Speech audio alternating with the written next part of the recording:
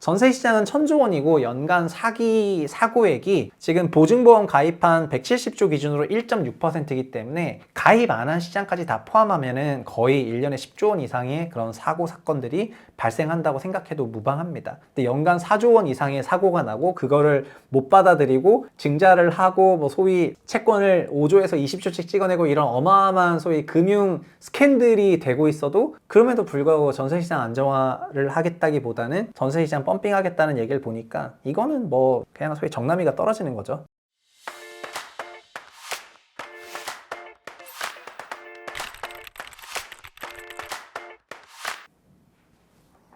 안녕하세요. 최상욱의 부동산 실무센터 센터장 최상욱입니다. 오늘도 중요한 뉴스 전달해 드리려고 비디오를 켰는데요. 최근 들어서 뭐 금융시장에 여러 가지 변화가 있는 게 좀 사실인데, 물론 국내 주식시장에는 뭐 저PBR 관련해서 여러 가지 리밸류에이션을 위한 행동들을 하고 있는데, 사실 이런 금리라 이런 것들이 주식이나 부동산 같은 그런 자산시장에 미친 영향이 너무 크기 때문에 우리가 이런 금토회의가 있거나 FOMC 같은 연준회의가 있거나 아니면 여러 가지 이벤트가 있을 때마다 이런 뉴스들을 계속해서 추적해서 조금 보는 그런 시기가 됐잖아요. 저도 부동산 채널인데 부동산이라는 게 결국은 여러 가지 거시경제와 다 연결되는 거다 보니까 이런 매크로 이코노믹한 이런 제 전공도 아닌 분야를 깊게 설명해야 되는 그런 부분 때문에 어쩔 수 없이 공부를 많이 할 수밖에 없었던 이런 게 조금 있었는데, 불행 중 다행이라고 좀 생각하는 거는 그래도 우리나라 같은 경우에는 하는 총재로 오신 이창용 총재가 나름의 밸런스가 좀 잘 잡혀 계신 분이라는 그런 생각이 조금 들어서 지난주에도 금통위가 있었거든요. 그래서 금통위 Q&A를 좀 들으면서 그래도 이분이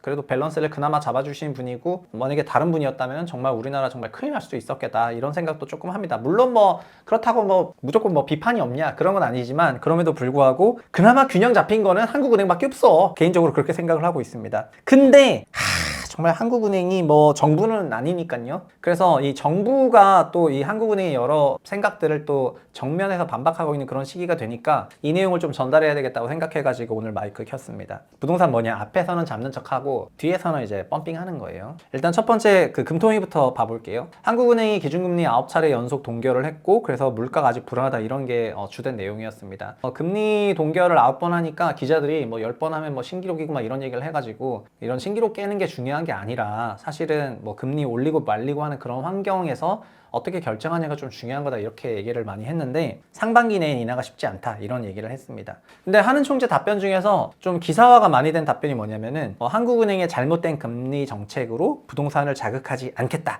이게 2월 22일 금통위하고 나서 되게 화두가 됐습니다. 그래서 기사를 먼저 저도 봤거든요. 저는 이제 그날 밤에 그 금통위 기자회견을 나중에 봤는데, 기사를 보면서 결국에는 원문을 찾아보게 되잖아요. 그래서 원문을 찾아보면은 이렇게 되어 있어요. 장기적으로 보면은 우리나라 경제의 문제점 중에 하나가 부동산 관련된 자금이 이제 많이 흘러간다는 거다. 기업의 대출을 봐도 부동산 관련한 대출이 지난 10년간 항상 증가해왔다. 그리고 자금을 어디에 투자하냐를 봐도 부가가치가 낮은 부동산 쪽으로 다들 몰려가고 있고, 주택이나 부동산 가격이 올라가면은 또 그쪽으로만 몰려가는 그런 경향이 있다 이렇게 얘기를 하고요. 그래서 제가 망국이라는 표현까지는 안 하겠지만 이거는 바람직하지 않은 방향이고 언젠가는 고쳐져야 됩니다. 뭐 다만 금리 정책만을 가지고 이걸 다 해결할 수는 없다 이렇게 단서를 달았습니다. 이거는 23년 5월쯤에 있었던 그런 발언이랑도 똑같은 것 같습니다. 그때도 우리나라의 문제는 노인 생산성 저하라든가 노인 빈곤이라든가 이런 문제인데, 이런 거를 금리 정책만으로 다 잡을 수는 없다 이렇게 발언했죠. 대신에 금리 정책을 잘못함으로써 부동산 가격을 인위적으로 올려서 이런 문제가 해결되지 않는 방향으로 가는 것은, 결국 이런 문제가 더 심화되는 거는 뭐 한국은행이 이런 방향으로 가지 않도록 하는 게 하느니 해야 될 중요한 역할이다 이렇게 얘기를 하면서 이런 발언을 했거든요. 그러니까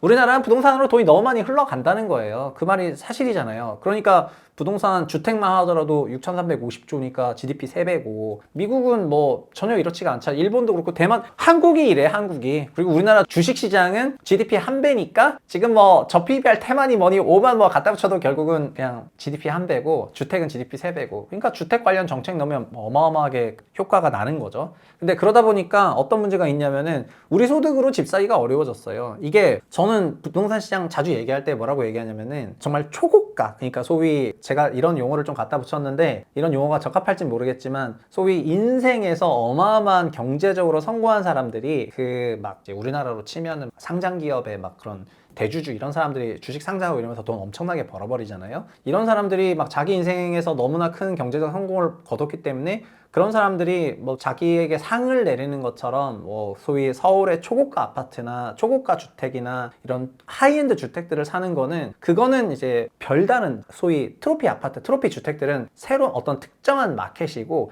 일반적인 대중들의 시장은 보통은 도시 근로자들의 평균 소득 대비 몇 배를 벌면서 그 소득을 통해서 대출을 받고 집을 사는 요 시장인데 이 트로피 아파트가 너무 초고가로 간 것도 있지만 우리나라도 9억 이런 9억부터 고가주택이잖아요. 15억 넘으면 그때부터 초고가 주택이라 부르거든요. 그러니까 9억 넘는 주택부터 15억 주택까지 10억 넘는 주택부터 또 그 트로피 아파트까지 있는 요 밴드가 엄청 넓어가지고 지금 서울에 있는 5분위 주택들 같은 경우에는 서울에서 돈 가장 잘 버는 상위 5분위 소득 가구들조차도 그 집을 현재 DSR로는 못 사는 거 아니에요. 그러니까 우리나라 소득이라는 거는 전국적으로 이렇게 분포가 되어 있는데 서울에 있는 고소득이 전국 평균보다 좀 더 높은 건 맞지만 주택 가격은 몇 배 높아버리니까 지금 완전 언밸런스 하거든요. 근데 이게 유지는 뜨문뜨문 되고 있는데 전반적으로 시장이 완전히 일반적인 시장이야 아니라는 거죠. 왜냐면 너무 올라가가지고. 그래서 이게 부동산으로 너무 많은 돈이 흘러가는 그런 과정에서 충분히 조정이 나오지 않은 상태로 지금 다시 소위 성과를 내는 그런 사람들이 집을 사기 시작하면서 시세가 조금 유지가 되고 있는 건데 그러다 보니까 일반적인 도시 가구 같은 경우에는 뭐 한 주택 갈아타기도 어렵고 너무 자기 집도 잘 안 팔리는데 저 집도 너무 비싸니까 이거 갈아타기가 너무 힘든 거예요. 그래서 이게 좀 정상이냐는 거예요. 지금 완전 이제 비정상인데 이런 상황에서 금리 정책을 뭐 경제 때문에 아니면 PF 위기가 있으니까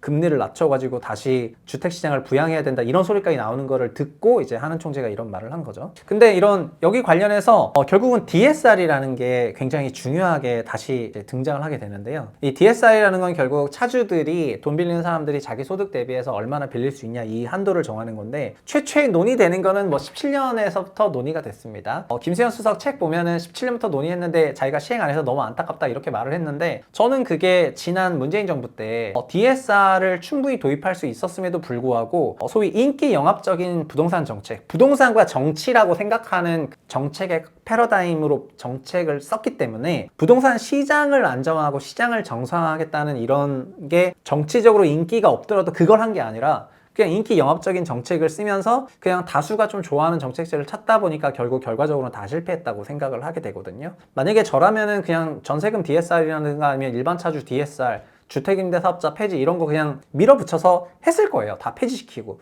근데 다 밀어붙이면은 막 인기 영합적인 부분에서 좀 떨어지니까 그럴 만한 이제 그런 용기가 좀 없었던 것 같습니다. 결국 DSR은 누가 시행했냐면은 이전 문재인 정부 때 부동산과 관련한 정책을 아예 안 냈던 부동산 공백기가 있었잖아요. 21년도에. 그 21년도에 부동산에 정말 관심이 없었던 그 시점에 그냥 고승범 위원장이 그냥 들다 발표해버려가지고 DSR이 4월과 10월 발표 이후에 22년부터 시행이 됐고 그때부터 지금 우리를 지배하고 있습니다. 사실 DSR로 가는 게 맞는데 이 DSR이 가계대출 80%를 커버하고 있지만 20%를 커버하고 있지 못하고 있죠. 그게 뭐냐? 바로 전세 대출이죠. 그래서 전세 대출에 대해서는 이건 옛날부터였는데 지금도 요새 전문가들끼리 만나면 항상 이런 얘기예요. 전세 대출이 앞으로 굉장히 크게 늘어날 수 있는 그런 리스크가 있는 것 같다. 근데 전세 대출이 늘어나면 전세가가 올라갈 거고 전세가 올라가면 매매가 전세가 갭이 붙을 거고 그러면 다시 투자 수요가 얼마든지 붙을 수 있는 환경이 될 건데 지금 이런 상황에서 그런 투자 수요가 붙어가지고 주택가가 한 번 더 올라가 버리면은 그때는 진짜 우리나라 정말 나중에 큰일 날 수도 있으니까 전세 대출 올라가는 걸 좀 막아야 된다는 생각을 해서 그래서 그 부채 비율도 가상으로 막 시뮬레이션 때려보는 거죠. 뭐냐면 한국은 AB가 있어. 전세를 포함해가지고 가계부채 비중을 잡은 게 156% 전 세계 1등이고 전세를 빼고 잡아도 105.8% 정도 된다는 거잖아요. 이건 물론 21년 기준인데 현재 23년 말 기준으로 우리나라 가계부채는 GDP 대비 100%로 내려왔습니다. 그렇지만 전세 대출을 포함하면 전 세계 1등인 건 여전히 유지가 되고 있죠. 그러니까 전세 보증금이 언제든지 그 불안 요인이 될 수가 있거든요. 그래서 올해 1월에 업무 보고를 했죠. 1월 16일 날에 금융위원회가 전세금 있지 않습니까? 너무 위험해서 어떻게 전세 대출에 대한 DSR 적용하겠다. DSR 적용 예외사를 면밀히 적용하고 이렇게 해가지고 이쪽이 불안하니까 지금 모든 전문가들이 전세 대출이 불안하다고 생각하니까 이거에 대해서 일단 DSR 적용하는 게 맞을 것 같다라고 얘기를 했는데 그래서 이거를 올해 이제 시행하겠다 이렇게 명확하게 밝혔거든요. 그랬는데 두둥 바로 지난주에 이거 누구야? 동아일보에서 단독으로 냈는데 그러니까 청와대 관계자가 한 거죠. 전세대출 DSR 규제 백지화할 거다. 금융위 연내 시행 안 한다. 이렇게 발표를 했습니다.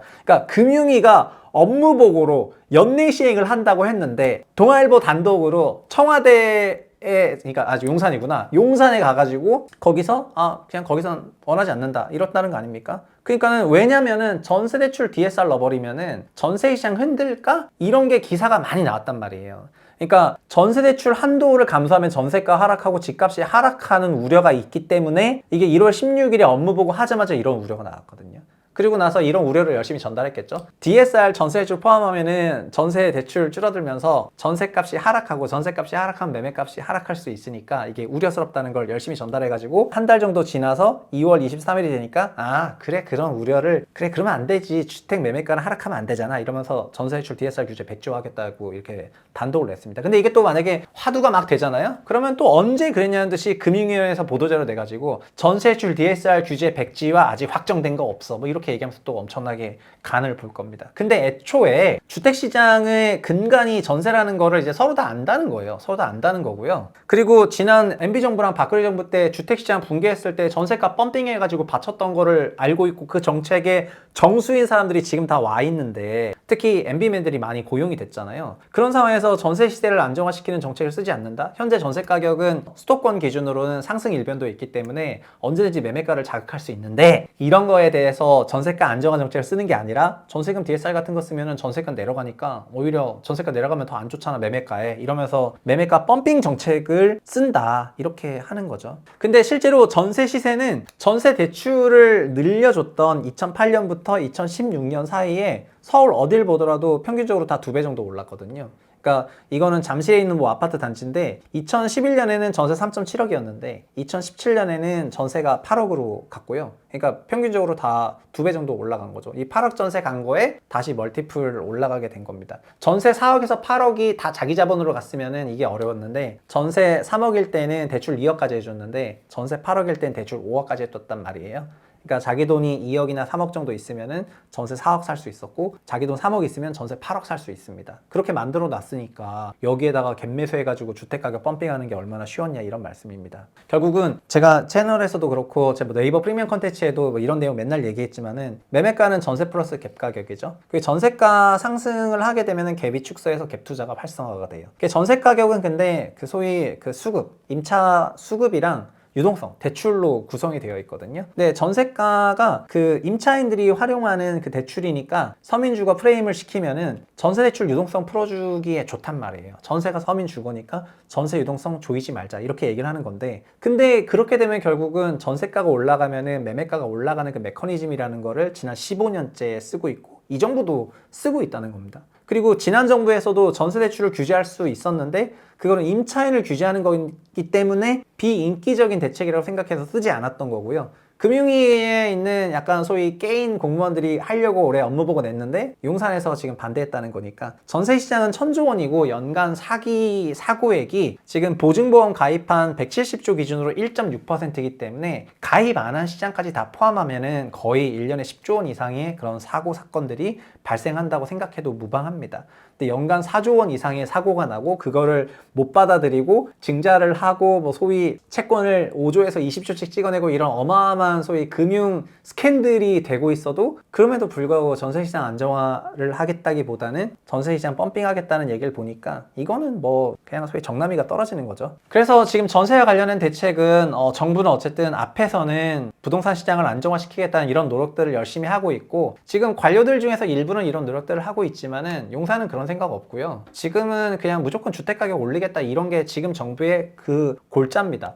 그래서 윤석열 정부를 주택시장 안정화를 생각하면서 그 지지했던 사람들이 저는 꽤 많았다고 알고 있는데 왜냐면 제 채널에서 둔촌주공을 다뤘을 때 그런 댓글들이 진짜 많이 달렸었거든요. 30대 이하이신 분들이 이 정부는 주택시장 안정화를 추진할 걸로 생각해가지고 되게 지지를 많이 했었는데 둔촌주공 살리는 걸 보고 정남이가 떨어졌다 이런 댓글들이 엄청나게 많이 달렸단 말이에요. 그래서 그때 이게 30대들이 그런 생각을 많이 했었구나라는 생각을 했었는데 현 용산은 주택시장 안정화할 그런 생각은 없습니다. 없고 그냥 펌핑할 생각만 있는 거예요. 그래서 어떻게 펌핑한다? 전세를 계속해서 자극해서. 그래서 전세를 자극하기 위해서 정말 여러 가지 수단들을 쓰고 있는데 이번에 의사 수도 저희 분서방에서 의료 현실을 좀 다뤘었잖아요. 의료 현실을 다뤘었는데 그 의사 수를 또 이제 정원을 확장을 하면서 대치동 전세가가 요새 또 장난 아니라고 하거든요. 이런 걸 보면은 하여튼 전세 시세를 어디서부터 어떻게 건드려가지고 어떻게 펌핑 시키는지에 대해서 너무나 명확하게 잘 알고 있는 그런 사단들이 지금 이런 것들을 기획을 하고 있는 것 같아서 좀 아쉽다, 이렇게 말씀드리겠고요. 일부 관료들은 주택시장에 대해서 좀 문제가 있다 이렇게 얘기를 하고 있지만 모든 관료가 그런 건 아니고, 그냥 어떤 정책을 끌고 가는 거는 결국 브레인 역할을 하고 있는 건 청와대잖아요. 청와대에서는 전세시세 안정화에 대한 그런 생각이 현재 없어 보이고, 그냥 주택가격 강세를 만들기 위한 주택가격 펌핑책을 계속 쓰고 싶은데 전세가가 하락하면은 정반대가 되니까 그거를 방지하기 위해서 금융위 업무보고조차도 그냥 소위 거절해버리는 이런 모습을 우리 대한민국이 지금 보고 있습니다. 이게 정상이냐?